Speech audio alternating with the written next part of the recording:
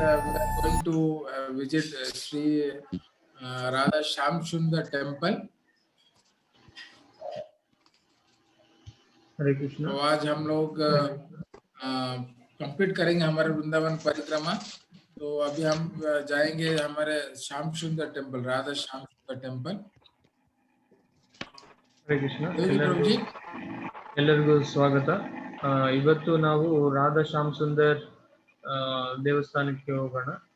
ಈಗ ಈ ವಿಶೇಷತೆ ಏನಂತಂದ್ರೆ ಅನ್ನಾದಿ ಜಗನ್ನಾಥ್ ಪ್ರಭು ಹೇಳ್ತಾ ಇದ್ರು, ರಾಧಾ ಶ್ಯಾಮ್ ಸುಂದರ್ ದೇವಸ್ಥಾನಕ್ಕೆ 4 ಬಾರಿ ನಾವೇನಾದ್ರೂ ಪ್ರದಕ್ಷಿಣೆಯನ್ನ ಹಾಕಿದ್ರೆ ಮತ್ತೆ ಈ ಭೌತಿಕ ಜಗತ್ತಿನಲ್ಲಿ ಮತ್ತೆ ನಾವು ಜನ್ಮವನ್ನೇ ತಗೊಳೋದಿಲ್ಲ, ಜನ್ಮ ತಗೊಳ್ಳೋಂತ ಕಷ್ಟನೇ ನಮಗೆ ಬರೋದಿಲ್ಲ, ಈ ದುಃಖ ಸಾಗರದಲ್ಲಿ ನಾವು ಬೀಳೋದಿಲ್ಲ ಅಂತ ಪ್ರಭುಜಿ ಹೇಳ್ತಾರೆ। ಇವತ್ತು ನಾವು ಈ ಒಂದು ದೇವಸ್ಥಾನವನ್ನು ಮುಗಿಸಿ ನಾವು 7 ದಿವಸ 7 ಗೋಸ್ವಾಮಿಯವರ ಒಂದು ದೇವಸ್ಥಾನವನ್ನ ನಾವು ಮುಗಿಸ್ತಾ ಇದ್ದೀವಿ।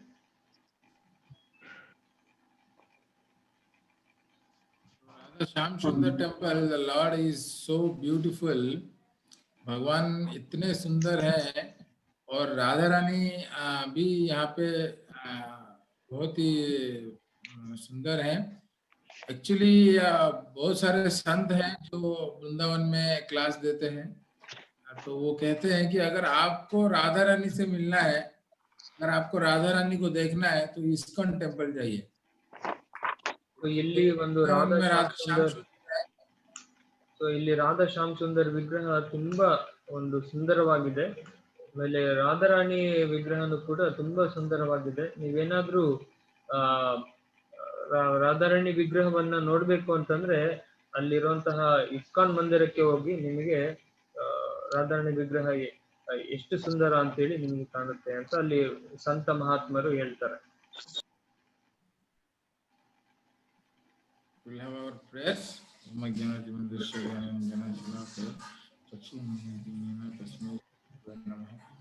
नमो विष्णुपादाय कृष्णपृष्ठाय भूतले श्रीमते भक्ति वेदांत स्वामिने नामिने नमस्ते सारस्वती देवे गौरवाणी प्रचारिणे निर्विशेष शून्यवादी पाश्चात्यदेशिकारिणे जय श्री कृष्ण चैतन्य प्रभु नित्यानंद अद्वैता गदाधर श्रीवासादि गौर भक्तवृंद।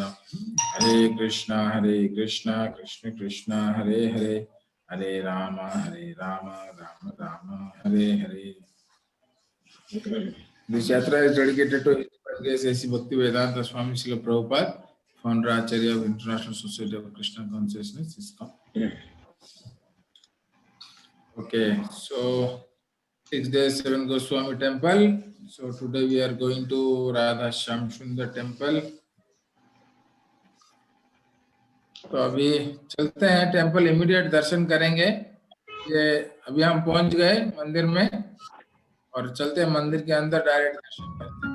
तो ಇದು ಮಂದಿರಕ್ಕೆ ಹೋಗ್ತಾ ಇದೀವಿ ನಾವು ಡೈರೆಕ್ಟ್।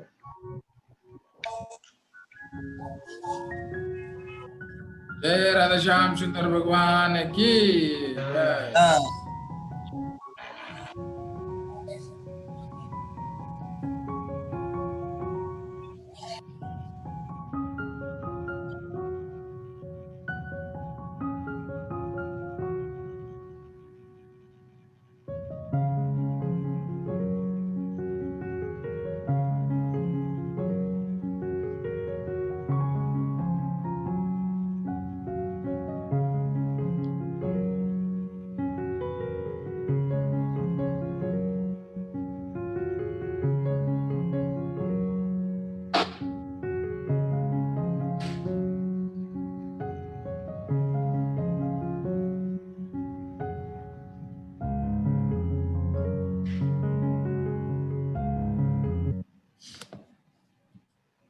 आपने देखा राधा श्याम सुंदर जी का दर्शन, लोटस फीट का दर्शन। राधा श्याम सुंदर चरण कमलದ ಒಂದು ದರ್ಶನವನ್ನು ಪಡೆದ್ರಿ ಇವಾಗ। तो इस मंदिर का जो मतलब देखभाल करते थे, जिन्होंने ये मंदिर का मतलब निर्माण किया, भगवान को लेके आए, तो उनका नाम है श्यामानंद पंडित। ಸೊ ಈ ಒಂದು ದೇವಸ್ಥಾನವನ್ನ ಒಂದು ನೋಡ್ಕೊಳ್ತಿದ್ರ ಉಸ್ತುವಾರಿ ಏನ್ ನೋಡ್ತಿದ್ರಲ್ಲ ಅವರ ಹೆಸರು ಶ್ಯಾಮಾನಂದ ಪಂಡಿತ್ ಅಂತೆ. So Shyamananda Pandit, he appeared in the village of Dandeshwara in the Midnapur district of Orissa. Actually, Midnapur is in West Bengal, it is the border actually. So there he took birth in Orissa in 1534.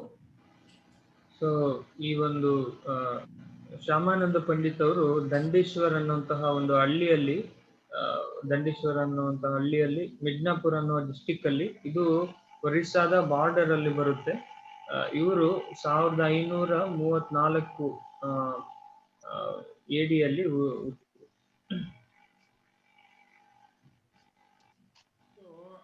his parents Sri Krishna Mandal and mother Dwarga Dasi, but they were pious Shudra actually. So they used to sell milk and maintain their family. तो वो मैं उनके जो माँ बाप हैं श्री कृष्णा मंडल और दुखीरा दासी, वो मतलब बहुत ही पायस थे, मतलब और वो अपना दूध बेच के अपना फैमिली मेंटेन करते थे. ಅವರ ಒಂದು ತಂದೆ ತಾಯಿ ಏನಿದ್ರಲ್ಲ ಅವರು ಶ್ರೀಕೃಷ್ಣ ಮಂಡಲ್ ಅಂಡ್ ದುರಿಕಾ ದಾಸಿ ಅಂತೇಳಿ ಅವರು ಒಬ್ಬ ಸಾತ್ವಿಕ ಶೂದ್ರರಾಗಿರ್ತಾರೆ. ಅವರು ಈ ಒಂದು ಹಾಲನ್ನ ಅವರು ಮಾರಾಟ ಮಾಡಿ ತಮ್ಮ ಜೀವನವನ್ನ ಸಾಗಿಸ್ತಾ ಇರ್ತಾರೆ.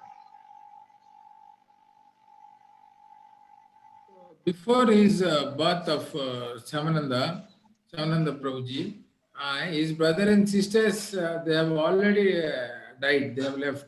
So their children, like the third children was Shyamananda Prabhu. So they gave Shyamananda Prabhu's name as Dukhi. So Dukhi means unhappy. So because his brother doesn't have his brother sister, तो इसके लिए उन्होंने उनका नाम दुखी दे दिया. पहले से क्या है, उनके दो मतलब भाई बहन वो गुजर गए थे, तो इसके लिए जब तीसरा बच्चा हुआ तो उन्होंने उनका नाम दुखी दे. ಆ ಸಮಯದಲ್ಲಿ ಇವರ ಒಂದು ಏನು ಅಣ್ಣ ಮತ್ತೆ ತಂಗಿಯವರೆಲ್ಲ ಇದ್ರಲ್ಲ, ಅವರೆಲ್ಲ ಆಲ್ರೆಡಿ ಸತ್ತೋಗ್ಬಿಟ್ಟಿದ್ರು, ತೀರೋಗ್ಬಿಟ್ಟಿದ್ರು. ಸೊ ಇವರು ಮೂರನೆಯ ಪುತ್ರ ಆಗಿರ್ತಾರೆ. ಇವರು ಈ ತರಹದ ಒಂದು ಸಾವಿನ ಕಾರಣದಿಂದ ಇವರಿಗೆ ದುಃಖಿ ಅಂತೇಳಿ ಹೆಸರು ಬರುತ್ತೆ. ದುಃಖಿ ಅಂತಂದ್ರೆ ಅವರು ಅನ್ಹ್ಯಾಪಿ ಅಂತ ಹೇಳ್ಬೋದು, ಖುಷಿಯಾಗಿರೋಲ್ವಲ್ಲ ಅವರಿಗೆ ದುಃಖಿ ಅಂತ ಹೇಳಿ ಹೇಳ್ತಾರೆ. when मतलब दुखी अपने छोटे टाइम से ही वो बहुत ही स्ट्रांग रहेंगे साधना में, कृष्णा कॉन्शियसनेस में वो बहुत ही स्ट्रांग रहेंगे. तो जब वो 20 मतलब 20 साल के थे, so when he was 20 year old, so he went on a pilgrimage. So वो यात्रा करने के लिए निकल गए. तो यात्रा करके जब गए तो एक अंबिका काला नाम की एक जगह है, वहां पहुंचे वो. तो वहां पे क्या है, उन्होंने मतलब वहां पे एक मंदिर गए जहाँ पे गौरदास पंडित से वो मिले. वो वहां पे गौर निताय को पूजा करते थे.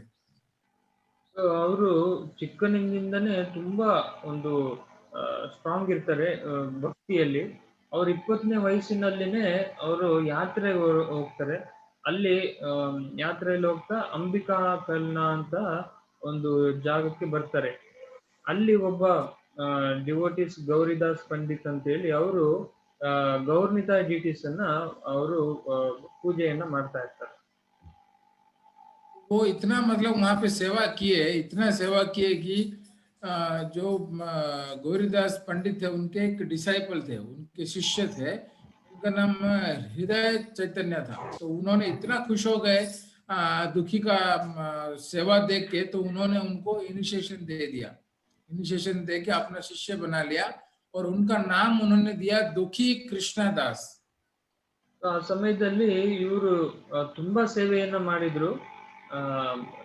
ಆ ಸೇವೆಗೆ ಮೆಚ್ಚಿ ಅವರ ಒಂದು ಅಲ್ಲಿ ಒಂದು ಶಿಷ್ಯರು ಏನಿದ್ರಲ್ಲ, ಗೌರಿದಾಸ್ ಪಂಡಿತ್ ಅವರ ಶಿಷ್ಯ, ಅವರು ಇವರಿಗೆ ಒಂದು ಇನಿಷಿಯೇಷನ್ ದೀಕ್ಷೆಯನ್ನ ಕೊಡ್ತಾರೆ. ದೀಕ್ಷೆಯನ್ನ ಕೊಟ್ಟು ಇವರಿಗೆ ಹೆಸರಿಡ್ತಾರೆ ದುಃಖಿ ಕೃಷ್ಣದಾಸ್ ಅಂತ ಹೇಳ್ಬಿಟ್ಟು. So then with the permission of his guru. So Dukhi Krishna later he comes to Vrindavan. So when he comes to Vrindavan, he meets Jiva Goswami. So he serves Jiva Goswami there, and Jiva Goswami he engaged him in there is a Seva Kunj just next to Shyam Sundar temple, Seva Kunj. So he gave him the Seva there too. Every day he has to clean. He will sweep the entire area of Seva Kunj. ಆ ಸಮಯದಲ್ಲಿ ಅವರ ಗುರುಗಳ ಒಂದು permission ಅನ್ನ ತಗೊಂಡು ಅವರು ವೃಂದಾವನಕ್ಕೆ ಬಂದು ಜೀವ ಗೋಸ್ವಾಮಿ ಅವರನ್ನ ಭೇಟಿ ಮಾಡ್ತಾರೆ. ಆಗ ಜೀವ ಗೋಸ್ವಾಮಿ ಅವರು ಸೇವಾ ಕುಂಜಲ್ಲಿ ಇವರಿಗೆ ಸೇವೆಯನ್ನ ಕೊಡ್ತಾರೆ. ಅವರ ಒಂದು ಸೇವೆ ಏನಪ್ಪಾ ಅಂತಂದ್ರೆ ಸೇವಾ ಕುಂಜನ್ನ ಇವರು ಸ್ವಚ್ಛ ಮಾಡೋದು, ಶುಚಿ ಮಾಡೋದು ಇವರ ಕೆಲಸ. उन्होंने जीवा गोस्वामी ने उनको सेवा कुंज में सेवा दिया कि भाई आप डेली इसको झाड़ू मारो, डेली क्लीन करो, और वो बहुत प्यार से क्लीन करते थे. क्योंकि सेवा कुंज जो ये जो सेवा कुंज है आप देख रहे हैं, ये ऊपर से व्यू है, फोटो हमने लिया है.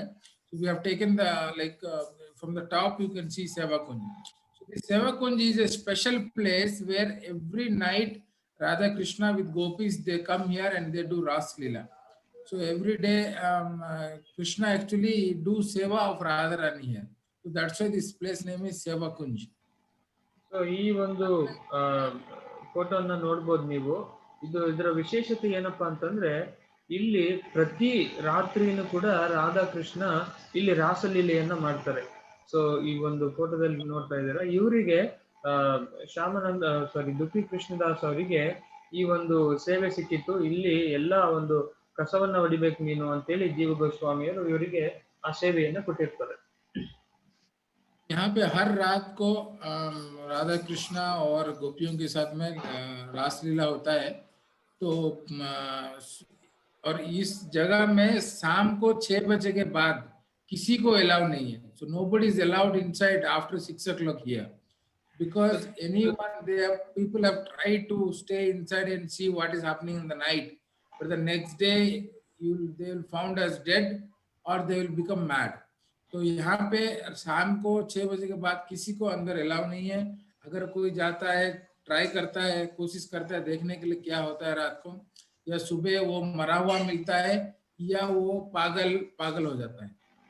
ಸೊ ಈ ಒಂದು ಜಾಗಕ್ಕೆ ಯಾರನ್ನು ಕೂಡ 6 ಗಂಟೆ ಮೇಲೆ, ಸಾಯಂಕಾಲ 6 ಗಂಟೆ ಮೇಲೆ ಯಾರನ್ನು ಕೂಡ ಅಲ್ಲಿ ಬಿಡೋದಿಲ್ಲ. ನಾವು ನೋಡ್ಬೋದು ನಿದರ್ಶನಗಳಿದಾವೆ. ಯಾರಾದ್ರೂ ತಪ್ಪಿಸ್ಕೊಂಡು ಹೋಗಿ ಏನಾಗ್ತಿದೆ ಅಂತ ನೋಡಿರೋರು ಯಾರು ಇದ್ರೆ ಅವರು ಸತ್ತೋಗ್ಬಿಟ್ಟಿರ್ತಾರೆ ಅಥವಾ ಅವರು ಹುಚ್ಚರಾಗ್ಬಿಟ್ಟಿರ್ತಾರೆ. ಆ ತರದ ಸ್ಥಿತಿಯಲ್ಲಿ ಸಿಕ್ಕಿರೋ ನಿದರ್ಶನಗಳಿದಾವೆ. Shyamananda Prabhuji, he is like Dukhi Krishna Das. He used to serve here every day. He used to clean and he do his duty properly. And Jiva Goswami has ordered him so to do. He was doing here. So वो daily दुखी कृष्णा दास यहाँ पे झाड़ू मारते थे, clean करते थे पूरा ये प्लेस को, और वो खुशी से रहते थे. ಸೊ ಅವರ ಜೀವ ಗೋಸ್ವಾಮಿಯವರ ಆಜ್ಞೆಯಂತೆ ಅವರು ಇಲ್ಲಿ ಸೇವಾ ಕುಂಜಲ್ಲಿ ಕಸವನ್ನ ಹೊಡಿತಾ ಇದ್ರು. ಸೊ ಹೊಡಿತಾ ಅವರು ತುಂಬಾ ಖುಷಿಯಾಗಿದ್ರು. ಖುಷಿಯಾಗಿ ಅವರು ಎಲ್ಲಾ ಸೇವೆಯನ್ನ ಮಾಡ್ತಾ ಇದ್ರು. One day what happens, when he was cleaning this Seva Kunj, he got a ankle bell or the पायल. तो उनको एक पायल मिला, तो वो उसको अपने देखे किसी का पायल है तो उन्होंने रख लिया. और एक्चुअली वो पायल जो था राधा रानी का था. That ankle bell was Radha Rani's. So now Radha Rani is searching for that. So that time Radha Rani sends Lalita Sakhi to go and search in Seva Kunj. तो राधा रानी से ललिता सखी को भेजते हैं कि जाके आप देखो कहीं सेवा कुंज में मेरा ये पायल गिर तो नहीं गया. तो वो आते हैं सेवा कुंज में ढूंढने के लिए. So she comes to find out it in सेवा कुंज.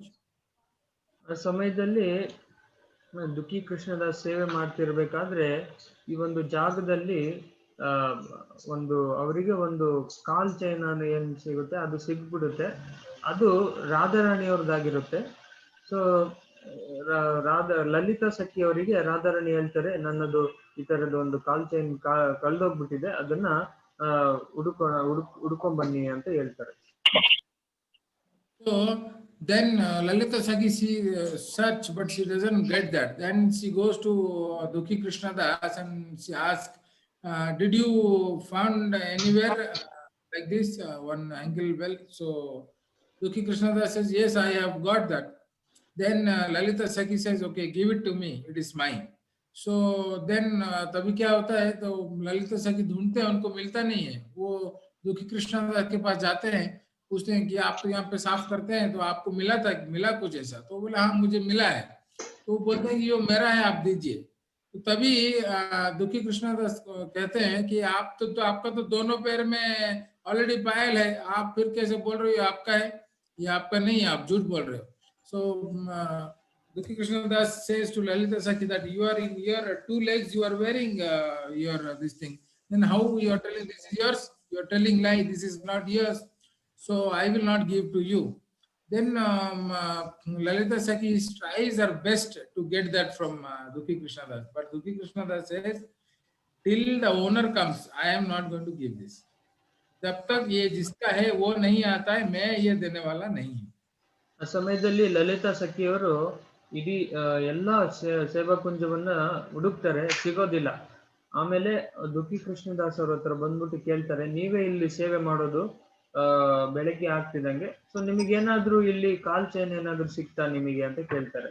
ಆಗ ದುಃಖಿ ಕೃಷ್ಣದಾಸ್ ಹೇಳ್ತಾರೆ, ಹೌದು ಒಂದು ಕಾಲ್ ಚೈನ್ ಸಿಕ್ಕಿದೆ ನನಗೆ ಅಂತ ಹೇಳ್ತಾರೆ. ಸೊ ಅದು ನಂದದು ಅಂತೇಳಿ ಲಲಿತಾ ಸಖಿ ಹೇಳ್ತಾರೆ. ಆದ್ರೆ ನಿಮ್ಮ ಕಾಲಲ್ಲಿ 2 ಇದೆಯಲ್ಲ, ನಿಮ್ದು ಹೆಂಗಾಗುತ್ತಿದ್ದು, ನಾನ್ ನಿಮಗೆ ಕೊಡೋದಿಲ್ಲ ಅಂತ ಹೇಳ್ತಾರೆ. ಯಾರು ಇವಾಗ ಓನರ್ ಇದರ ಒಂದು ಮಾಲೀಕರೇನು ಬರೋವರೆಗುನು ನಾನು ಈ ಕಾಲ್ ಚೈನ್ ಅನ್ನ ಕೊಡೋದಿಲ್ಲ, ಅವ್ರು ಬಂದ್ರೇನೆ ನಾನು ಕೊಡೋದು ಅಂತೇಳಿ ದುಃಖಿ ಕೃಷ್ಣದಾಸ್ ಹೇಳ್ತಾರೆ. Then Lalita Sakhi takes permission from Radharani, and Radharani says, you bring him here to where Radharani was sitting. So then Lalita Sakhi takes Dukhi Krishnadas with her, and they go to near Radharani, and then Dukhi Krishnadas gives to Radharani that directly. So Dukhi Krishnadas was so fortunate that Radharani gave darshan to him. So when he goes and give it to Radharani, Radharani becomes very happy with his devotion service. So तभी क्या होता है, जब ललिता सखी और मतलब वो नहीं ले सकते हैं उनसे, तो ललिता सखी राधारानी से परमिशन लेते हैं और फिर उनको लेके राधारानी के पास जाते हैं। और राधारानी का दर्शन, वो इतने मतलब भाग्यशाली थे कि डायरेक्ट राधारानी ने उनको दर्शन दिया, और उन्होंने राधारानी को वो उनका जो पायल था उन्होंने वापस कर दिया। और राधारानी इतने खुश हो गए, तो राधारानी के हृदय से, from राधारानी's heart, one deity came. So the deity came out, and that deity was Radha Shyam Sundar. So वो श्याम सुंदर का जो मूर्ति है, राधारानी के हृदय से वो आया, गिफ्ट किया दुखी कृष्णदास को. So ಲಲಿತಾ ಸಖಿ ಅವರು ರಾಧಾರಾಣಿಗೆ ಹರೇ ಕೃಷ್ಣ. ಸೊ ಲಲಿತಾ ಸಖಿ ಅವರು ರಾಧಾರಾಣಿ ಹತ್ರ ಒಂದು ಪರ್ಮಿಷನ್ ಅನ್ನು ಕೇಳ್ತಾರೆ. ಈ ತರ ಇವರು ದುಃಖಿ ಕೃಷ್ಣದಾಸ್ ಅವರು ಹೇಳ್ತಿದ್ದಾರೆ, ನಾನು ಮಾಲೀಕರು ಬಂದ್ರೇನೆ ಕೊಡೋದು ಅಂತ ಹೇಳ್ತಿದ್ದಾರೆ, ಹೇಗ್ ಮಾಡೋದು ಅಂತ ಹೇಳಿ ಅವರ ಒಂದು ಪರ್ಮಿಷನ್ ಅನ್ನ ತಗೊಂಡು ದುಃಖಿ ಕೃಷ್ಣದಾಸ್ ಅನ್ನ ರಾಧಾರಾಣಿ ಅವ್ರ ಹತ್ರ ಕರ್ಕೊಂಡು ಹೋಗ್ತಾರೆ. ಸೊ ಆ ಸಮಯದಲ್ಲಿ ರಾಧಾರಾಣಿಯವರು ದುಃಖಿ ಕೃಷ್ಣದಾಸ್ ಅವರ ಭಕ್ತಿಗೆ ಮೆಚ್ಚಿ ಅವರಿಗೆ ದರ್ಶನವನ್ನ ಕೊಡ್ತಾರೆ. ದರ್ಶನವನ್ನ ಕೊಟ್ಟು ಅವರಿಗೆ ಆಶೀರ್ವಾದವನ್ನ ಮಾಡಿ ಅವರ ಒಂದು ಹೃದಯದಿಂದ ಒಂದು ವಿಗ್ರಹ ಬರುತ್ತೆ. ಆ ವಿಗ್ರಹವೇ ರಾಧಾ ಶ್ಯಾಮ್ ಸುಂದರ್ ಅಂತ ಹೇಳಿ. So Radharani, and she creates a tilak on Dukhi Krishna's head, forehead. With that ankle bell only she makes the tilak of Dukhi Krishnadas. So तो वो राधारानी मतलब क्या करते हैं, उनको ये डीटीज गिफ्ट देते हैं और वही पायल से वो उनका तिलक बना देते हैं. ಆ ಸಮಯದಲ್ಲಿ ಏನು ಆ ಒಂದು ಹೃದಯದಿಂದ ಒಂದು ವಿಗ್ರಹ ಬಂದಿತ್ತು, ಅದು ರಾಧಾ ಶ್ಯಾಮ್ ಸುಂದರ್. ಆ ವಿಗ್ರಹವನ್ನ ದುಃಖಿ ಕೃಷ್ಣದಾಸ್ಗೆ ಉಡುಗೊರೆಗಾಗಿ ಕೊಡ್ತಾರೆ. ಆಮೇಲೆ ಈ ಒಂದು ಕಾಲ್ ಚೈನ್ ಏನಿರುತ್ತೆ ಅದರಿಂದನೇ ದುಃಖಿ ಕೃಷ್ಣದಾಸ್ ಅವರ ಒಂದು ತಿಲಕವನ್ನ ಬರೀತಾರೆ ಅವರು ಹಣೆಯ ಮೇಲೆ. And Radharani again initiates to Dukhi Krishnadas. तो राधा रानी इनिशिएशन देते हैं दुखी कृष्णदास को, उनका नाम हो जाता है, तभी हो जाता है श्यामानंद प्रभु, श्यामानंद पंडित जी. ಮತ್ತೆ ಆ ಸಮಯದಲ್ಲಿ ರಾಧಾರಾಣಿ ಅವರು ಮತ್ತೆ ಇನಿಷಿಯೇಷನ್ ಅನ್ನು ಕೊಡ್ತಾರೆ. ಆಗ ಅವರ ಹೆಸರಾಗುತ್ತೆ ಶ್ಯಾಮಾನಂದ ಪಂಡಿತ್ ಅಂತ ಹೇಳಿ. Then Shyamananda Prabhu, he takes the Shyam Sundar deity, he installed there in the temple, but there was no Radharani. तो राधारानी नहीं रहते क्योंकि उनको खाली श्याम सुंदर गिफ्ट मिला. तो अभी राधारानी कहाँ से लाएंगे वो सोच रहे थे. ಆಗ ಈ ಒಂದು ಶ್ಯಾಮಾನಂದ ಪಂಡಿತ್ ಅವರು ಈ ವಿಗ್ರಹವನ್ನ ತಗೊಂಡೋಗ್ತಾರೆ, ಇನ್ಸ್ಟಾಲೇಷನ್ ಮಾಡ್ತಾರೆ. ಆದ್ರೆ ಶ್ಯಾಮ್ ಸುಂದರ್ ಅಷ್ಟೇ ಇರ್ತಾರೆ, ಬಟ್ ರಾಧಾರಾಣಿ ಇರೋದಿಲ್ಲ. ಈಗ ರಾಧಾರಾಣಿ ವಿಗ್ರಹ ಹೆಂಗೆ ತರೋದು ಅಂತ ಯೋಚನೆ ಮಾಡ್ತಾರೆ. तभी क्या होता है कि जो तभी मथुरा का जो राजा थे. हरे कृष्णा प्रभु, आवाज नहीं आ रही. अभी आ रही है Prabhu ji? Hare Krishna. I can hear you Prabhu. Prabhu आ रही है, आवाज आ रही है. अभी जो मथुरा के राजा थे, द किंग ऑफ मथुरा, तो वो अपने ट्रेजरर क्लीन कर रहे थे. तो उन्होंने मतलब तभी उनका जो मतलब लक्ष्मी का भंडार है उसका साफ सफाई कर रहे थे. तो उनको अपने ट्रेजरर में एक राधा रानी का सुंदर सा मूर्ति मिला. So when the king of Mathura was cleaning his treasurer, so he got a deity from his treasurer, and then he gifted this deities to Shyamananda Prabhu. So ಮಥುರಾದ ಒಂದು ರಾಜ ಏನಿದ್ದ, ಅವರು ಈ ಒಂದು ತಮ್ಮ ಸಂಪತ್ತನ್ನ ಅವರು ಕ್ಲೀನ್ ಮಾಡ್ತಾ ಇರ್ತಾರೆ. ಆ ಸಮಯದಲ್ಲಿ ಆ ಸಂಪತ್ತಿನಲ್ಲಿ ಅವರಿಗೆ ರಾಧಾರಾಣಿ ವಿಗ್ರಹವನ್ನ ಸಿಗುತ್ತೆ. ಅದನ್ನ ಅವರು ಶ್ಯಾಮಾನಂದ ಪಂಡಿತ್ ಅವರಿಗೆ ಉಡುಗೊರೆಯಾಗಿ ಕೊಡ್ತಾರೆ. Then after this deity was gifted to Shyamananda Prabhu, so it was totally complete, Radha Rani. So Radha and Shyam Sundar, Radha Shyam Sundar temple came there, and then the king arranged a grand marriage ceremony of Radha Shyam Sundar. ಆಗ ಒಂದು ದೇವಸ್ಥಾನ ಅನ್ನೋದು ಒಂದು ಸಂಪೂರ್ಣ ಆಗುತ್ತೆ ರಾಧಾರಾಣಿಯ ವಿಗ್ರಹವನ್ನು ಅಲ್ಲಿ ಸ್ಥಾಪನೆ ಮಾಡಿದ್ಮೇಲೆ. ಆಗ ರಾಧಾ ಶ್ಯಾಮ್ ಸುಂದರ್ ಅನ್ನುವಂತಹ ಒಂದು ದೇವಸ್ಥಾನ ಆಗುತ್ತೆ. ಆಗ ಮಥುರಾದ ಒಂದು ರಾಜ ತುಂಬಾ ದೊಡ್ಡದ ಒಂದು ಸಂಭ್ರಮವನ್ನ ಅಲ್ಲಿ ಅವನು ಅರೇಂಜ್ ಮಾಡ್ತಾನೆ.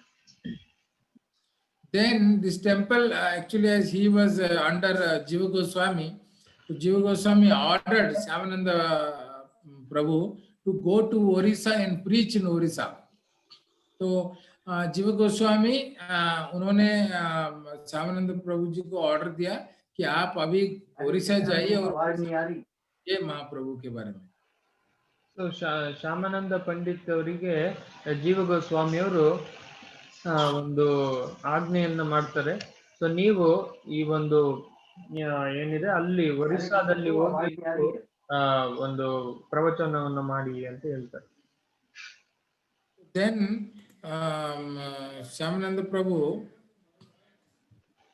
went to Orissa, and in Orissa he went to a place where it is Mayurbhanj district Mayurbhanj. It is in the northeast of Orissa. So Shyamananda Pandit ಅವರು ಈ ಒಂದು ಒರಿಸ್ಸಾಗೆ ಹೋಗ್ತಾರೆ ಅಲ್ಲಿ ಪ್ರವಚನವನ್ನ ಮಾಡ್ಲಿಕ್ಕೆ. ಅಲ್ಲಿ ಒರಿಸ್ಸಾದಲ್ಲಿ what is the place name? It's the Mayurbhanj Prabhu, Mayurbhanj. Mayurbhanj ಅನ್ನುವಂತಹ ಕ್ಷೇತ್ರಕ್ಕೆ ಹೋಗ್ತಾರೆ. Prabhu, your screen is not visible.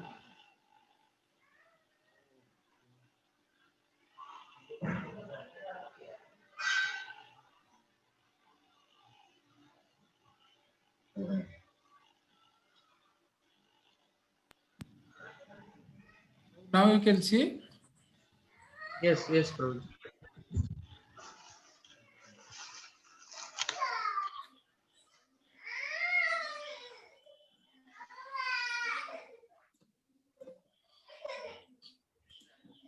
Okay, so Mayurvanj actually he goes.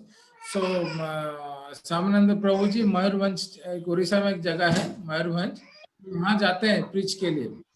तो वहां पे ही वो उनके साथ में अपना एक शिष्य को लेके जाते हैं। तो रसिकानंद प्रभु उनका नाम है, तो उनको लेके जाते हैं। तो जैसे वहां पहुंचते हैं तो वहां पे एक बोलते हैं, क्या बोलते हैं, जमींदार। तो वहां पे एक वो गांव में एक जमींदार होता है मयूरभंज में, वो जो एक जगह पे जाते हैं तो वहां पे एक जमींदार होता है, उनका नाम होता है उदयानंद रॉय। तो ये उदयानंद रॉय जो है वो मतलब एक छोटा सा गांव, मतलब किंग जैसे थे वहां पे, लेकिन he was like very he was sinful king. तो वो एक मतलब बहुत ही पापी थे वो। ಆ ಸಮಯದಲ್ಲಿ ಶ್ಯಾಮಾನಂದ ಪಂಡಿತ್ ಅವರು ತಮ್ಮ ಒಂದು ಶಿಷ್ಯರ ಜೊತೆ ಹೋಗಿರ್ತಾರೆ ಆ ಒಂದು ಪ್ಲೇಸಿಗೆ, ಒರಿಸ್ಸಾ ಮಯೂರಭಂಜ್ ಅನ್ನೋ ಪ್ಲೇಸ್ ಅಲ್ಲಿ. ಅಲ್ಲಿ ಒಬ್ಬ ಜಮೀನ್ದಾರ ಇರ್ತಾರೆ, ಉದಯಾನಂದ ರಾಯ್ ಅಂತೇಳಿ. ಅವರು ತುಂಬಾ ಒಂದು ಪಾಪಿಯಾಗಿರ್ತಾರೆ, ಅವರು ಒಂದು ರಾಕ್ಷಸನ ಒಂದು ಸ್ವಭಾವದವರಾಗಿರ್ತಾರೆ.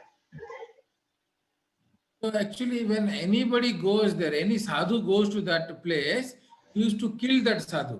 तो कोई भी अगर डिवोटी जाते थे, कोई भी भक्त साधु वहां जाते थे, तो वो क्या करता था, उनको मार देता था और उनका जो भी चीज था, कपड़ा उपड़ा सब ले लेता था। तो ऐसा मतलब पापी था। ಆ ಸಮಯದಲ್ಲಿ ಅವರು ಯಾರೇ ವೈಷ್ಣವ ಸಾಧು ಹೋದ್ರು ಕೂಡ ಅವರನ್ನ ಕೊಂದು ಬಿಡ್ತಿದ್ರು. ಕೊಂದ್ಬಿಟ್ಟು ಏನ್ ಮಾಡ್ತಿದ್ರು ಅಂತಂದ್ರೆ ಅವರು ಅವರನ್ನ ತುಂಬಾ ನಿಸ್ಸಹಾಯಕರನ್ನಾಗಿ ಮಾಡ್ಬಿಡ್ತಿದ್ರು. जब श्यामानंद प्रभु और ऋषिका दोनों मतलब गए उस गांव पे, तो ऋषिका ने बताया कि श्यामानंद प्रभु को कि ऐसा वो मतलब डेंजर जमींदार है, हर साधु को मार देता है। तो before Shyamananda Prabhu enter to his house, Udayananda Roy's house, तभी उदयानंद राव को एक किसी ने उठा के, बोल सोए थे वो, तो किसी ने उठा के बोला कि तुम्हारे घर पे अभी श्यामानंद प्रभु आ रहे हैं और आप उनका चरण में आप शरण ले लो। तो जब ये आवाज उनको सुनाई दिया तो वो मतलब स्टन रह गए कि भाई कौन है ये।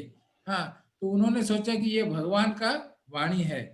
तो उन्होंने मतलब ये भगवान का वाणी सोच के उन्होंने श्यामानंद प्रभु जैसे एंट्री किए, तो वो उनके पाद कमल को मतलब साष्टांग ओबेसेंसेस दिए और उनका शिष्य बन गए।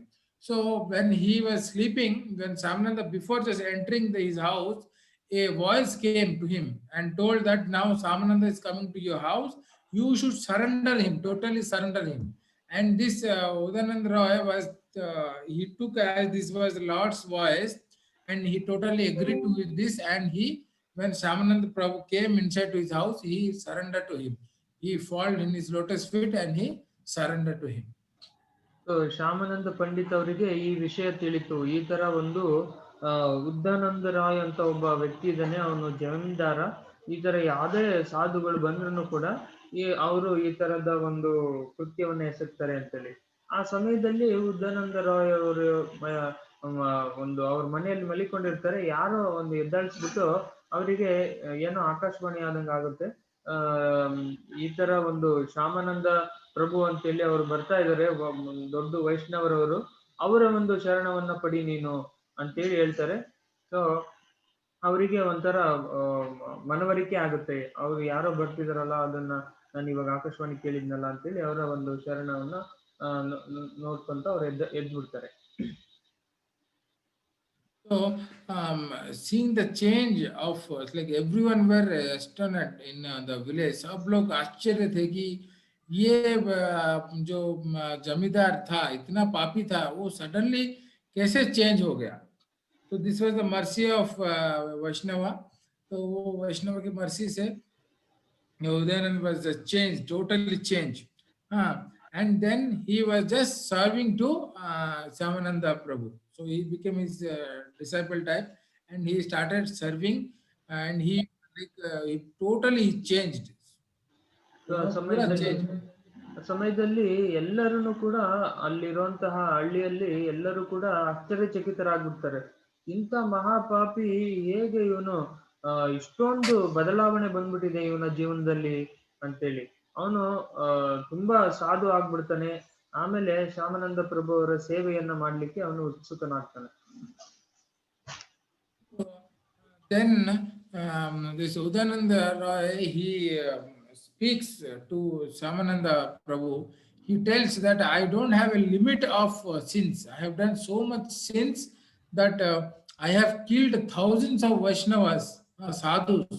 After killing them, I collect their asanas, cloth and everything, and I keep it with me. So when they do their bhajan, I kill them and I keep their all the things. तो वो इतने मतलब सारा उनका जो भी पाप किए थे वो डिस्क्लोज किए श्यामानंद प्रभु को. उन्होंने बताया कि मेरा कोई पाप का कोई सीमा नहीं है. मैं इतना मतलब पाप किया हूँ कि सारे जितने भी साधु आए, हजार हजार साधु वैष्णवास ये गांव पे आए, मैं उनको मार के उनका कपड़ा, उनका बैग सब कुछ मैं रख लेता था. ನಾನು ಇಂಥ ಮಹಾಪಾಪಿ ಅಂತಂದ್ರೆ ನನ್ನನ್ನು ಮೀರಿಸಲು ಯಾರು ಇರೋದಿಲ್ಲ. ಯಾಕಂದ್ರೆ ನಾನು ಯಾರೇ ವೈಷ್ಣವ ಬಂದ್ರು ಸಾಧು ಬಂದ್ರು ಅವರನ್ನ ಕೊಂದು ಬಿಡ್ತಿದ್ದೆ. ಕೊಂದ್ಬಿಟ್ಟು ಅವರ ವಸ್ತ್ರಗಳನ್ನ ತಗೊಂಡು ನಾನು ಇಟ್ಕೊಂಡ್ಬಿಡ್ತಿದ್ದೆ. उन्होंने लेके दिखाया श्यामानंद प्रभु को कि उन्होंने जितना लोगों साधु को मार के उनका कपड़ा वपड़ा सब लेके सब कुछ रखा था, वो एक छोटा सा पहाड़ जैसा बन गया था. उतने सारा कपड़ा और सामान उसने साधु लोगों को मार के उधर कलेक्ट करके रखा था. So he killed so thousands of devotees and he took their belonging things and he kept in one place. That place was become like a small hill. So that much he has done since he killed Vaishnavas, and then he has collected that much things there. Ki wo that became as like a small hill. ಆಗ ಅವರು ಏನಿರ್ತಾರೆ ಉದ್ದನ್ ರಾಯ್ ಅವರು ಹೇಳ್ತಾರೆ, ನಾನು ಎಷ್ಟು ಪಾಪಿ ಅಂತಂದ್ರೆ ಸಾವಿರ ವೈಷ್ಣವರನ್ನ ಸಾಯಿಸಿದೀನಿ. ಅವರ ಒಂದು ಅವರು ಭಜನೆ ಮಾಡ್ತಿರ್ಬೇಕಾದ್ರೆ ನಾನು ಅವ್ರನ್ನ ಕೊಂದಿದ್ದೀನಿ. ಅವರ ಒಂದು ಏನಿರ್ತವೆ ಉಡುಪುಗಳು, ಅವರ ಒಂದು ಬ್ಯಾಗು ಅದೆಲ್ಲಾನು ತಗೊಂಡು ಇಲ್ಲಿಟ್ಟಿದ್ದೀನಿ. ಅದೇ ಒಂದು ಬೆಟ್ಟದಷ್ಟು ಆಗ್ಬಿಟ್ಟಿದೆ ಅಂತ ತೋರಿಸ್ತಾರೆ. Then he was having a big well. तो उसके पास में एक बहुत ही बड़ा सा कुआं था. तो वो लेके गए उस कुआं के पास में श्यामानंद प्रभु को दिखाने के लिए कि तो वो जो साधुओं को मारने के बाद में उस बॉडी को इस कुआं में लाके डाल देता था. So he took near the well to Shyamananda Prabhu and told that I have killed thousands of sadhus, and their dead bodies I have put it in this well. ಹಾಗೆ ಅಲ್ಲಿ ಒಂದು ಬಾವಿ ಇರುತ್ತೆ. ಆ ಬಾವಿಯನ್ನ ತೋರಿಸ್ಲಿಕ್ಕೆ ಕರ್ಕೊಂಡು ಹೋಗ್ತಾರೆ. ನಾನು ಹೇಗೆ ವೈಷ್ಣವರನ್ನ ಕೊಂದ್ಬಿಟ್ಟು ಅವರ ಒಂದು ದೇಹವನ್ನ ಈ ಒಂದು ಬಾವಿ ಒಳಗೆ ಹಾಕ್ತಿದ್ದೆ ಅಂತ ತೋರಿಸ್ತಾರೆ. सब गांव वाले मतलब देख के आश्चर्य हो जाते हैं. Become astounded that how this evil king became a gentle devotee. तो कैसे ये मतलब साधु बन गया. हाँ, ये जो हमारा जो राजा था यहाँ का जमींदार इतना पापी था, वो एक ही झटके में कैसे ऐसे बदल गया. तो सब लोग मतलब सोच में गिर गए थे. ಆ ಸಮಯದಲ್ಲಿ ಎಲ್ಲರೂ ಕೂಡ ಆಶ್ಚರ್ಯಚಕಿತರಾಗ್ಬಿಡ್ತಾರೆ. ಹೇಗೆ ಇಂಥ ಒಂದು ಮಹಾಪಾಪಿ ಇಂಥ ಇಷ್ಟೋ ಸಾವಿರ ಜನರನ್ನ ಕೊಲೆ ಮಾಡ್ತಿದ್ದ, ಇವನು ಸಾಧು ಆಗ್ಬಿಟ್ಟ ಹೇಗೆ ಅಂತೇಳಿ ಅವರೆಲ್ಲ ಆಶ್ಚರ್ಯಚಕಿತರಾಗ್ಬಿಡ್ತಾರೆ. तभी तो वो क्या अपने फर्स्ट डे में ही उनको आकाशवाणी हुआ कि भाई आप उनका सेवा करना है श्यामानंद का. तो पहला दिन से ही वो श्यामानंद प्रभु का सेवा करने लगे. तो तभी श्यामानंद प्रभु उसके बाद में क्या किए, उनका डीटीज, उनका मतलब एक डीटीज था, पर्सनल डीटी, वो लेके आए वहां से. वहां पे लेके आने के बाद में वहां पे बहुत ही बड़ा सा फेस्टिवल अरेंजमेंट किया गया. करने के बाद में वहां पे वो नरसिंहपुर है जगह, वो एक्चुअली जो उनका जो वो जो मयूरभंज में नरसिंहपुर बोल के जगह है, वहां पे श्यामानंद प्रभु जी ने वहां पे एक राधा कृष्णा का डीटी इंस्टॉल किया और उनका नाम दिया Radha Mohan ji. So then Samananda Prabhu, he installed a DT there. He got the DT and the place, the name where he was staying, he was Narsingapur. So there he installed a Radha Krishna DT and he gave the name as Radha Mohanji. So Shyam Sundar Prabhu ಅಲ್ಲಿ ಬಂದ್ಬಿಟ್ಟು ಆ, ಈ ಒಂದು ಉದ್ದನ್ ರಾಯ್ ಅವರನ್ನ ಪರಿವರ್ತನೆಯನ್ನ ಮಾಡಿ ಅವರು ಮೊದಲನೇ ದಿವಸನೇ ಕೂಡ ಅವರಿಗೆ ಆಕಾಶವಾಣಿ ಆಗಿರುತ್ತೆ ಈ ತರದ ಒಂದು ಸಾಧುವಿನ ಶರಣವನ್ನ ತಗೊಬೇಕು, ಅವರ ಸೇವೆಯನ್ನ ಮಾಡ್ಬೇಕು ಅಂತೇಳಿ. ಆಗ ಅವರು ಸಂಪೂರ್ಣವಾಗಿ ಬದಲಾವಣೆ ಆಗಿ ಈ ಒಂದು ಸೇವೆಯನ್ನ ಸಲ್ಲಿಸ್ತಾರೆ ಶ್ಯಾಮಾನಂದ ಪ್ರಭುಗೆ. ಅವರ ಒಂದು ಸಹಾಯದಿಂದ ಅವರ ಒಂದು ಪರ್ಸನಲ್ ಒಂದು ಡಿಟಿಸ್ ಇರುತ್ತೆ ಶ್ಯಾಮಾನಂದ ಪ್ರಭು ಹತ್ರ. ಆ ಒಂದು ವಿಗ್ರಹವನ್ನ ತಗೊಂಬಂದು ಅಲ್ಲಿ ಅವರು ಸ್ಥಾಪನೆಯನ್ನ ಮಾಡ್ತಾರೆ. ಆಗ ಆ ಒಂದು ವಿಗ್ರಹಕ್ಕೆ ಹೆಸರನ್ನ ಕೊಡ್ತಾರೆ ರಾಧಾ ಮೋಹನ್ ಜಿ ಅಂತೇಳಿ. Then he made 2 ponds there. दो मतलब तालाब बनाया और उनको उन्होंने राधा कुंड श्याम कुंड का नाम दिया. So he made 2 lake there and he gave the name of that Radha Kund and Shyam Kund.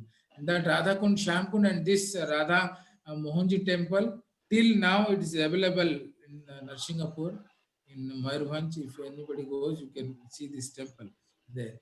So ಅಲ್ಲಿ ಆ ಜಾಗದಲ್ಲಿ 2 ಕಲ್ಯಾಣಿಯನ್ನ ಮಾಡ್ತಾರೆ. ಆ ಒಂದು ಕಲ್ಯಾಣಿಗೆ ಹೆಸರನ್ನ ಕೊಡ್ತಾರೆ ಶ್ಯಾಮಕುಂಡ, ರಾಧಾಕುಂಡ ಮತ್ತೆ ಶ್ಯಾಮಕುಂಡ ಅಂತ ಹೇಳ್ಬಿಟ್ಟು. फिर क्या हुआ, वो वहां पे 4 महीने के लिए रुके श्यामानंद प्रभु जी. उन्होंने वहां पे अपना देह त्याग दिया.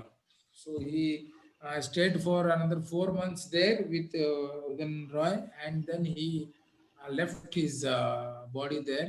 He took he went to Samadhi there. So his original Samadhi is in Narsingapur. There it is available. His he has उनका जो समाधि वहां पे है और पुष्प समाधि वृंदावन में.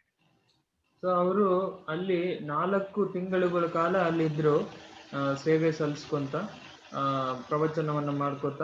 ಆಮೇಲೆ ಅವರು ದೇಹ ತ್ಯಾಗವನ್ನ ಮಾಡ್ಬಿಟ್ರು.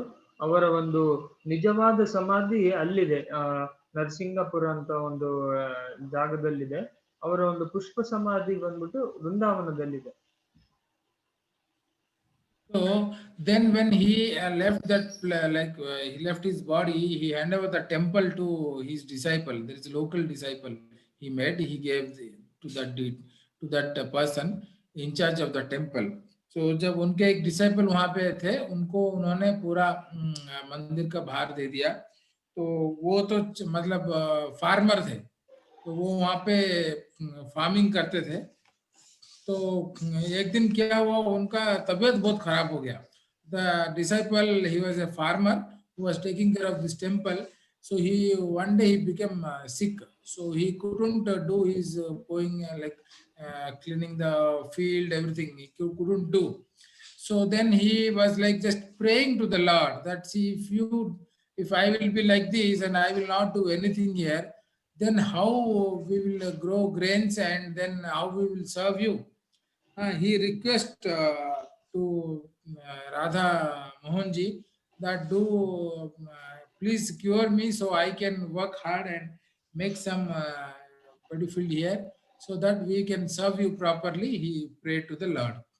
उन्होंने भगवान को प्रार्थना किया कि मुझे आप ठीक कर दीजिए ताकि मैं यहाँ पे अच्छा से ये फार्मिंग कर सकूं, तभी जाके तो कुछ आएगा, फिर हम आपको सेवा करेंगे. ಆಗ ರಾಧಾ ಶ್ಯಾಮ್ ಸುಂದರ್ ಪ್ರಭು ಏನು ದೇಹ ತ್ಯಾಗ ಮಾಡಿದ ನಂತರ ಅವರ ಒಂದು ಶಿಷ್ಯರು ಏನಿರ್ತಾರೆ, ಒಬ್ಬ ಶಿಷ್ಯ ಇರ್ತಾರೆ, ಅವರಿಗೆ ಈ ಒಂದು ರಾಧಾ ಮೋಹನ್ ಜಿ ದೇವಸ್ಥಾನದ ಉಸ್ತುವಾರಿಯನ್ನ ಅವರಿಗೆ ಕೊಡ್ತಾರೆ. ಅವರು ಒಬ್ಬ ರೈತ ಆಗಿರ್ತಾರೆ. ಆದ್ರೆ ಅವರು ಒಂದ್ ದಿವಸ ಅವರು ತುಂಬಾ ಅವರಿಗೆ ಹುಷಾರಿಲ್ದಂಗೆ ಆಗ್ಬಿಡುತ್ತೆ. ಸೊ ಆ ಸಮಯದಲ್ಲಿ ಅವರು ಭಗವಂತನಲ್ಲಿ ಪ್ರಾರ್ಥನೆಯನ್ನ ಮಾಡ್ಕೊತಾರೆ, ನಮಗೆ ಹುಷಾರಾಗಂಗ್ ಮಾಡಿ, ಹಂಗ್ ಮಾಡಿದ್ರೆ ನಾವ್ ನಿಮ್ಮ ಸೇವೆಯನ್ನ ಮಾಡ್ಲಿಕ್ಕೆ ಸಾಧ್ಯ ಆಗುತ್ತೆ ಅಂತೇಳಿ ಹೇಳ್ತಾರೆ. So then the next day when he goes for the Mangala Aarti, so when he opens the altar, he sees there is missing. Radha Mohan Ji's flute is missing, and his hands are totally muddy and his legs were total muddy. तो वो जब next day जाके मंगला आरती के लिए खोलते हैं, मतलब temple खोलते हैं, तो वो देखते हैं कि भगवान का जो मुरली है वो मिसिंग है, वहां पे नहीं है, और भगवान का पैर में हाथ में पूरा कीचड़ है. ಆ ಸಮಯದಲ್ಲಿ ಅವರು ಹೋಗಿ ನೆಕ್ಸ್ಟ್ ದಿವಸ ಏನು ಹೋಗ್ತಾರೆ ಮಂಗಳಾರತಿಗೆ, ಮಂದಿರವನ್ನು ಓಪನ್ ಮಾಡ್ತಾರೆ. ಓಪನ್ ಮಾಡಿ ನೋಡಿದಾಗ ಅಲ್ಲಿ ಭಗವಂತನ ಕೈಯಲ್ಲಿ ಮುರಳಿ ಇರೋದಿಲ್ಲ, ಕೈ ಎಲ್ಲ ಕೆಸರಾಗ್ಬಿಟ್ಟಿರುತ್ತೆ. So then he was like stunned, how can it happen? Who has opened the temple heaven and stolen the flute? So he will be thinking, then another person will come there and he will say to this disciple that, Hare, in the one night you have done such a nice, your field is so nice and all seeds you have put and it has, the paddies have grown up. He says, then this devotee becomes stunned. How come I didn't go and I didn't do anything there? And then he rushed to the field. And when he goes there, he sees it is totally done very nicely. Everything has done. And there he sees something is shining in between the field. तो वो भाग के जाते हैं. जब कोई और एक भक्त आके उनको बोलते हैं, यार आपने तो जाके अपना जो फील्ड है उसको बढ़िया से आपने ये करके पूरा मतलब आपने लगा दिया पेटी और सब कुछ अच्छा से आया है. बोला अरे मैंने तो कुछ किया ही नहीं. वो भाग के जाते हैं वहां पे, जब देखते हैं कि सब कुछ किया हुआ रहता है और बढ़िया से किया रहता है, तो वो तभी सोचते हैं कि अरे ये तो भगवान का लीला है. तो तभी उनको कुछ चमकता हुआ चीज वहां पे दिखता है. तो जब जाके वो देखते हैं तो दैट वाज द, वो मतलब भगवान का मुरली गिरा रहता है वहां. तो ही founds the flute there of Krishna's Mohan Ji's. Then he understood that Lord only came in the night and did everything. So then he goes and he prays to the Lord and he serves to the Lord there. ಆಗ ಇನ್ನೊಬ್ಬ ಭಕ್ತ ಬಂದ್ಬಿಟ್ಟು ಕೇಳ್ತಾರೆ ಈ ಒಂದು ಭಕ್ತನಿಗೆ, ನೀನು ರಾತ್ರಿನೇ ಎಲ್ಲ ಕೆಲಸವನ್ನು ಅಚ್ಚುಕಟ್ಟಾಗಿ ಮಾಡಿದ್ಯಾ, ಎಲ್ಲ ಒಂದು ಬೀಜವನ್ನ ನಾಟಿ ಮಾಡೋದು, ಫಸಲು ಇದ್ ಮಾಡೋದು ಎಲ್ಲವನ್ನು ಎಷ್ಟು ಚೆನ್ನಾಗಿ ಮಾಡಿದ್ಯಾ, ಎಷ್ಟು ಚೆನ್ನಾಗಿ ಕಾಣ್ತಾ ಇದೆ ನಿನ್ನ ಹೊಲ ಅಂತ ಹೇಳಿ ಹೇಳ್ತಾರೆ. ಆದ್ರೆ ಇವನಿಗೆ ಆಶ್ಚರ್ಯ ಆಗ್ಬಿಡುತ್ತೆ, ನಾನು ಏನು ಮಾಡೇ ಇಲ್ವಲ್ಲ, ನನಗ್ ಬೇರೆ ಹುಷಾರಿಲ್ದಂಗ ಆಗಿದೆ, ಹೇಗೆ ಸಾಧ್ಯ ಇದು ಅಂತ ಅನ್ಕೊತಾರೆ. ಆಮೇಲೆ ಹೊಲದ ಮಧ್ಯದಲ್ಲಿ ಒಂದು ಸಂಕೇತ ಸಿಗುತ್ತೆ ಇವರಿಗೆ, ಏನೋ ಹೊಳೆಯೋದು ಫಳಫಳ ಹೊಳೆಯುವಂತದ್ದು. ಅಲ್ಲಿ ಹೋಗಿ ನೋಡಿದಾಗ ಅವರಿಗೆ ಗೊತ್ತಾಗುತ್ತೆ ಅಲ್ಲಿ Murali ಬಿದ್ದ್ಬಿಟ್ಟಿರುತ್ತೆ. So now in this pastime of Shyamananda Prabhuji, you see the evil Jamidar who has killed thousands and thousands of devotees, the Lord cannot forgive him. भगवान भी उसको माफ नहीं करेंगे. भगवान तो बोलते हैं ना कि अगर आप मेरे भक्त के साथ कुछ किए तो मैं भी माफ नहीं कर सकता. I cannot bear you from that. But you see here just a darshan of Shyamananda Prabhu, a Vaishnava, pure devotee, the person changed. He became totally devotee. तो एक ही दर्शन के मार्ग से, एक साधु का एक दर्शन के मार्ग से वो मतलब इतने प्योर बन गए. तो सोचिए साधु का एसोसिएशन करने से हमको कितना लाभ है. ಇಲ್ಲಿ ನಾವು ಒಂದು ವಿಷಯವನ್ನ ಗಮನಿಸಬಹುದು. ಒಬ್ಬ ವ್ಯಕ್ತಿ ಅವ್ರ ಹೆಸರು ಉದ್ದಾನಂದ ಪಂಡಿತ್ ಅಂತೇಳಿ, ಉದ್ದಾನಂದ ರಾಯ್, ಅವರು ತುಂಬಾ ಒಂದು ಮಹಾಪಾಪಿಯಾಗಿರ್ತಾರೆ. ನಾವು ಶಾಸ್ತ್ರಗಳಲ್ಲಿ ನೋಡ್ಬೋದು, ಭಗವಂತ ಹೇಳ್ತಾನೆ, ಯಾರೇ ನನ್ನ ಭಕ್ತನಿಗೆ ದ್ರೋಹವನ್ನ ಮಾಡಿದ್ರೆ ನಾನ್ ಸಹಿಸೋದಿಲ್ಲ ಅಂತೇಳಿ. ಆದ್ರೆ ಇಲ್ಲಿ ನೋಡ್ಬೋದು ಉದ್ದಾನ್ ರಾಯ್ ಅನ್ನೋರು ಒಂದೇ ಒಂದು ದರ್ಶನದಿಂದ, ಭಕ್ತರ ದರ್ಶನದಿಂದ, ಶ್ಯಾಮಾನಂದ ಪ್ರಭು ಅವರ ಒಂದು ದರ್ಶನದಿಂದ ಅವರು ಎಷ್ಟು ಪರಿವರ್ತನೆ ಆಗ್ತಾರೆ, ಅವರು ಎಂತ ಭಕ್ತರಾಗ್ಬಿಡ್ತಾರೆ ಅಂತೇಳಿ ನಾವು ನೋಡ್ಬೋದು ಇಲ್ಲಿ. ಸೊ ಹಾಗಾಗಿ ಈ ಭಕ್ತರ ಒಂದು ದರ್ಶನ ಏನಿದೆ ಅದು ತುಂಬಾ ನಮಗೆ, ಶುದ್ಧ ಭಕ್ತರ ದರ್ಶನ ಅನ್ನೋದು ತುಂಬಾ ನಮಗೆ important. He had a count of how many devotees he has killed. उन्होंने ये भी लिख के रखा था कि कितने भक्त को उसने मारा है. वो कुछ 708 भक्तों को उसने मारा था, मतलब मार के उनका सारा चीज लूट लिया था. So he had a count how much people he has killed. That much evil he was. So ಅವನಿಗೆ ಗೊತ್ತಿತ್ತು ಎಷ್ಟು ಆ, ಜನರನ್ನ ಅವನು ಸಾಯಿಸಿದಾನೆ ಅಂತ ಹೇಳ್ಬಿಟ್ಟು 708 ಜನರನ್ನ ವೈಷ್ಣವರನ್ನ ಅವನು ಕೊಂದಿರ್ತಾನೆ. So just one person of pure devotee, his life was changed. एक ही मतलब शुद्ध भक्त का दर्शन से उनका लाइफ सुधर गया. ಆ ಒಂದು ಒಂದೇ ಒಂದು ಶುದ್ಧ ಭಕ್ತರ ಒಂದು ದರ್ಶನದಿಂದ ಅವನ ಒಂದು ಏನು ಜೀವನ ಇದೆ ಅದು ಪರಿವರ್ತನೆ ಆಗ್ಬಿಡುತ್ತೆ. So abhi like we think when we see somebody like in saffron or something, we don't give respect them. हम हाँ कोई साधु होगा, like we just take it easily.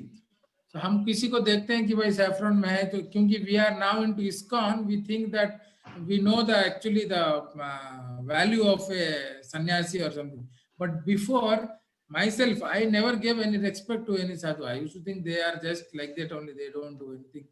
Simply they ask money, like that I was thinking. तो ऐसे हम बहुत लोग हैं, ऐसे हम लोग उनको डिसएक्सपेक्ट करते हैं, but that is very dangerous. We should know, we don't know actually how powerful they are, how much dear to Krishna they are. तो एक अगर हम भक्त लोगों का एसोसिएशन लेंगे तो वही हमको पार कर सकते हैं, नहीं तो हमारा तो कोई क्वालिटी ही नहीं है. We don't have any quality to become devotee. So ನಾವು ನೋಡ್ಬೋದು ನಮ್ಮ ಒಂದು ಕೃಷ್ಣ ಪ್ರಜ್ಞೆಗಿನ್ನ ಬರೋಕಿನ ಮುಂಚೆ ನಾವು ಹೇಗಿದ್ವಿ ಅಂತೇಳಿ. ನಾವು ಯಾರೇ ಒಂದು ಸನ್ಯಾಸಿ ಒಂದು ಈ ಖಾದಿ ಬಟ್ಟೆಯನ್ನ ಹಾಕೊಂಡಿರೋನ್ನ ನೋಡಿದ್ರೆ ನಾವು ಅವರಿಗೆ ಅಷ್ಟು ಗೌರವವನ್ನ ಕೊಡ್ತಾ ಇರ್ಲಿಲ್ಲ. ಇವ್ರೇನಿಲ್ಲ, ಇವ್ರು ಏನು ಕೆಲಸ ಇರೋದಿಲ್ಲ, ಸುಮ್ಮನೆ ನಮ್ಮ ಹತ್ರ ದುಡ್ಡು ತಗೊಂತಾರೆ ಅಂತ ಅನ್ಕೊಂತಿದ್ವಿ. ಆದ್ರೆ ನಮಗೆ ಕೃಷ್ಣ ಪ್ರಜ್ಞೆಗೆ ಬಂದ್ಮೇಲೆ ನಮಗೆ ಅವರ ಒಂದು ವ್ಯಾಲ್ಯೂ ನಮಗೆ ಗೊತ್ತಿದೆ. ಸೊ ಹಾಗಾಗಿ ನಮಗೆ ಯಾರೇ ಆಗಿರ್ಲಿ ಅವರನ್ನ ನಾವು ಅಪರಾಧವನ್ನ ಮಾಡಬಾರ್ದು. ಯಾಕಂದ್ರೆ ಅವರು ಎಷ್ಟು ಭಗವಂತನಿಗೆ ಹತ್ತಿರವಾಗಿರ್ತಾರೆ, ಅವ್ರು ಎಷ್ಟು ಪವರ್ಫುಲ್ ಆಗಿರ್ತಾರೆ ಅಂತ ನಮಗೆ ಗೊತ್ತಿರಲಿಲ್ಲ. ಅದರಿಂದ ನಮ್ಗೆ ಮಹಾಪಾಪನೇ ಬಂದ್ರು ಬರ್ಬೋದು. ಅದಕ್ಕಾಗಿ ನಾವು ತುಂಬಾ ಜಾಗೃತರಾಗಿ ಇರಬೇಕು.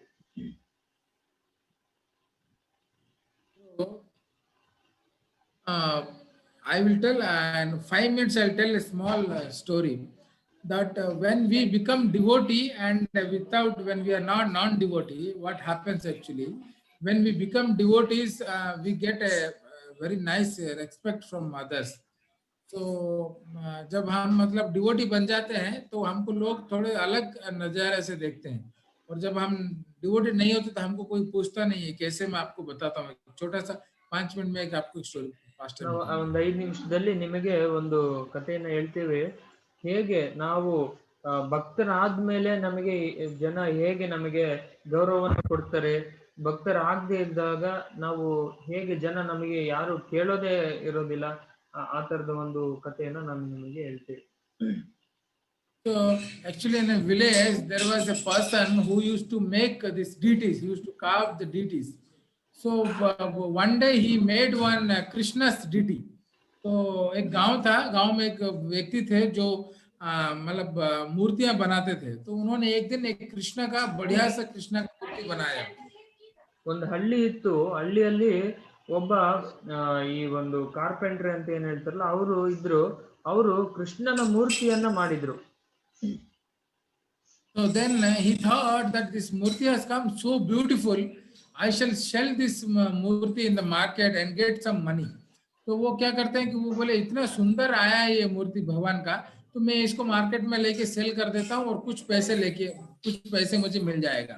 तो उन्होंने क्या किया, उनके पास में एक गधा था. He was having a donkey. तो वो डोंकी के ऊपर में अच्छा सा मखमल का कपड़ा डाल के डोंकी को उन्होंने सजाया, वो गधे को अच्छा से सजाया. He made nicely decorated the donkey and then he put the Lord on top of him and then he started going to the market. ಆಗ ಅವನು ಒಂದು ಮೂರ್ತಿಯನ್ನ ಮಾಡಿದ್ನಲ್ಲ, ಅದು ತುಂಬಾ ಸುಂದರವಾಗಿ ಬಂದಿತ್ತು. ಆ ಸುಂದರವಾದಂತಹ ಮೂರ್ತಿಯನ್ನ ಮಾರುಕಟ್ಟೆಯಲ್ಲಿ ಮಾರಿ ಒಂದು ಚೆನ್ನಾಗಿ ನಾನು ದುಡ್ಡನ್ನ ಸಂಪಾದಿಸ್ತೀನಿ ಅಂತ ಹೇಳಿ ಒಂದು ಅವನ ಹತ್ರ ಒಂದು ಕತ್ತೆ ಇರುತ್ತೆ. ಆ ಕತ್ತೆಯನ್ನ ತುಂಬಾ ಅಲಂಕಾರ ಮಾಡ್ಕೊಂಡು ಮಾರ್ಕೆಟ್ ಹತ್ರ ಹೊರಡ್ತಾನೆ. So when he was walking on the street, when he was going on the road, so all people who were passing through that way, they used to stop and get down from their vehicle, or if the people are walking, they used to stop there and they used to give the obeisances to this donkey. So the donkey was thinking that everybody are giving obeisances to, सब लोग मुझे नमस्कार कर रहे हैं. So donkey became like very proud, and on the middle road he started walking. ಆಗ ಒಂದು ಕೃಷ್ಣನ ವಿಗ್ರಹನ ತಗೊಂಡೋಗ್ತಿರುವಂತ ಕತ್ತೆಗೆ ಎಲ್ಲರನ್ನು ಕೂಡ ದಾರಿಯಲ್ಲಿ ನಮಸ್ಕಾರವನ್ನ ಮಾಡ್ತಾರೆ. ಅವರು ಗಾಡಿಯಲ್ಲಿ ಹೋಗ್ತಿದ್ರು ಕೂಡ ನಿಲ್ಸಿ ಇಳಿದು ಒಂದು ನಮಸ್ಕಾರವನ್ನ ಮಾಡ್ತಾರೆ. ಆಗ ಕತ್ತೆ ಅನ್ಕೊಳ್ಳುತ್ತೆ, ಈ ನಮಸ್ಕಾರ ನನಗೆ ಮಾಡ್ತಿರೋದು ಅಂತೇಳಿ ಬೀಗುತ್ತೆ. So then he started walking on the middle of road. तो बीच रास्ते में चलने लगा, फिर भी कोई उसको कोई कुछ नहीं बोला, सब आके नमस्कार करके ही जा रहे थे. तो वो ऐसे मतलब प्राउड से वो मार्केट पहुंच गया. So when he reached the market, nobody disturbed him, everybody were giving respect to him. So like that he reached to the market. ಆಗ ಒಂದು ಕತ್ತೆಯನ್ನ ಯಾರೂ ಕೂಡ ತೊಂದರೆ ಕೊಡ್ತಾ ಇರ್ಲಿಲ್ಲ. ತುಂಬಾ ಒಂದು ಗೌರವದಿಂದ ಕಾಣ್ತಾ ಇದ್ರು, ನಮಸ್ಕಾರವನ್ನು ಮಾಡ್ಕೋತಾ ಅವರು ಆರಾಮಾಗಿ ಹೋಗ್ತಾ ಇದ್ರು. ಹಾಗೆ ಅವರು ಮಾರುಕಟ್ಟೆಗೆ ಅವರು ಹೋದ್ರು. Then the person he sold the deity, the murti he sold there, and then he was returning to his home. तो वो मतलब मूर्ति को उन्होंने बेच दिया, जो पैसा मिलना था उनको मिल गया. तो वो क्या वापस जब आने लगे, so when he was coming return to his house, so nobody gave obeisances to this donkey. तो किसी ने उसका कदर ही नहीं किया, कोई उसको नमस्कार ही नहीं किया. तो इस गधे को बहुत गुस्सा आया. This donkey got too much angry that nobody is giving me obeisances, कोई मेरे को रेस्पेक्ट क्यों.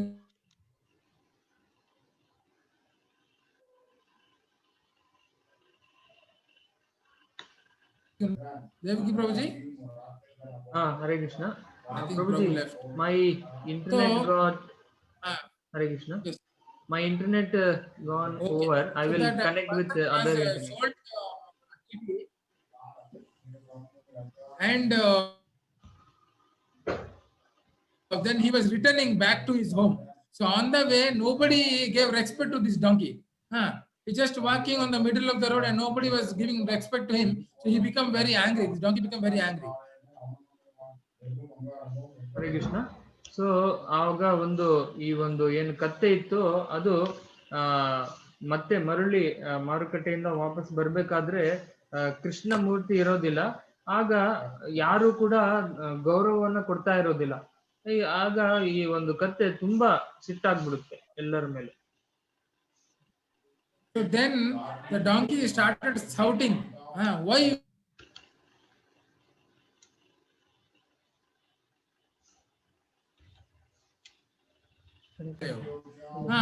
तभी लोग आए और उसको इतना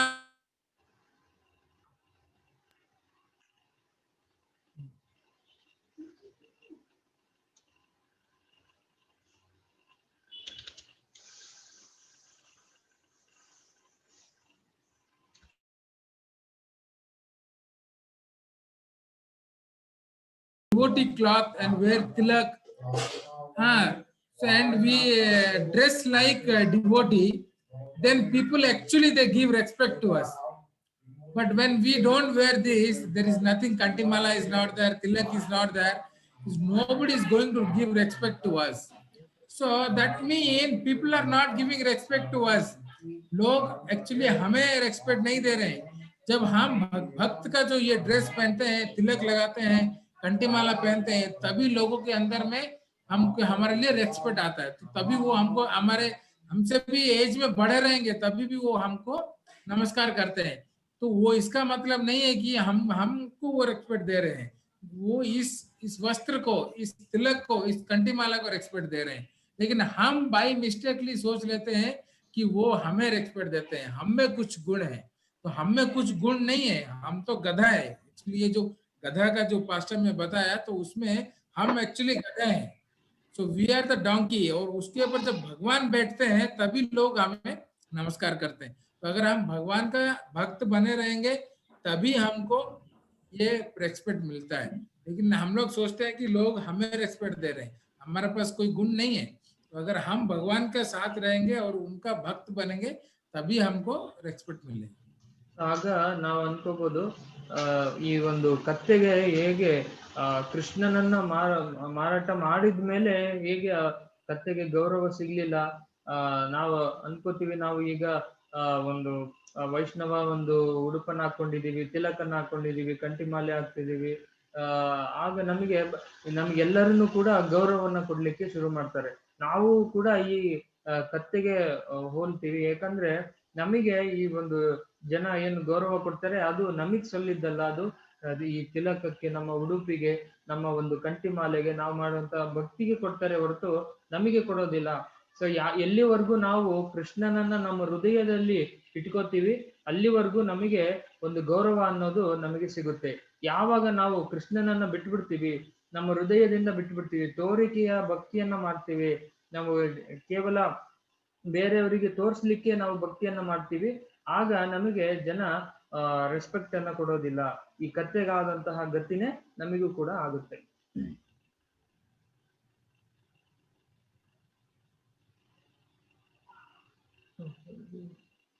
ಪ್ರಭು, your voice is not coming. तो अभी हमने श्यामानंद प्रभु के बारे में सुना, राधा श्याम सुंदर टेम्पल के बारे में जाना।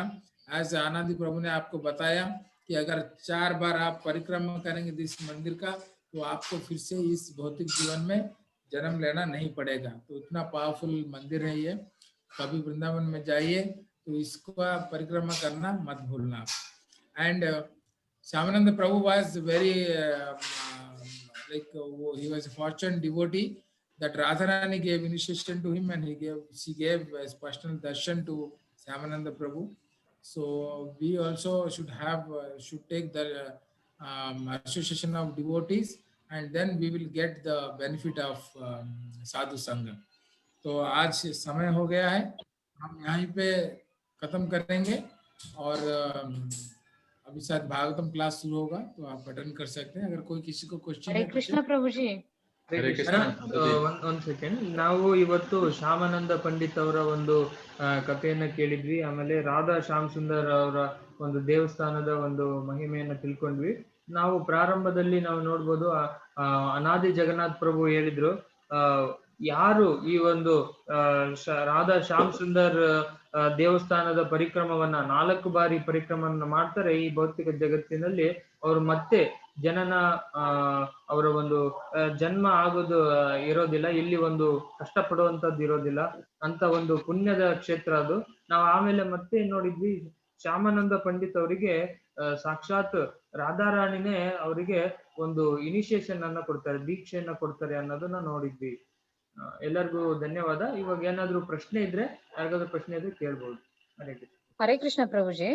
ರಾಧಾರಾಣಿ ಹೃದಯದಿಂದ ವಿಗ್ರಹ ಬರುತ್ತೆ, ಬರೀ ಶ್ಯಾಮ್ ಸುಂದರ್ ವಿಗ್ರಹ ಮಾತ್ರ ಬರ್ತಾನೆ ಮತ್ತೆ ಪ್ರಭುಜಿ? ರಾಧಾರಾಣಿ ಬರಲ್ವಾ? ರಾಧಾರಾಣಿ ಬರೋಲ್ಲ, ಶ್ಯಾಮ್ ಸುಂದರ್ ಮಾತ್ರ ಬರುತ್ತೆ. ಆ ರಾಧಾರಾಣಿ ವಿಗ್ರಹ ಅಲ್ಲಿ ಮಥುರಾದಲ್ಲಿ ಒಬ್ಬ ರಾಜ ಇರ್ತಾನೆ, ಆ ರಾಜನ ಖಜಾನೆಯಿಂದ ಅದು ಸಿಕ್ಬಿಡುತ್ತೆ, ಅದನ್ನ ಅಲ್ಲಿ ಪ್ರತಿಷ್ಠಾಪನೆ ಮಾಡ್ತಾರೆ. Okay Prabhu, thank you. Hare Krishna. Prabhu Hare Krishna. Hare Krishna.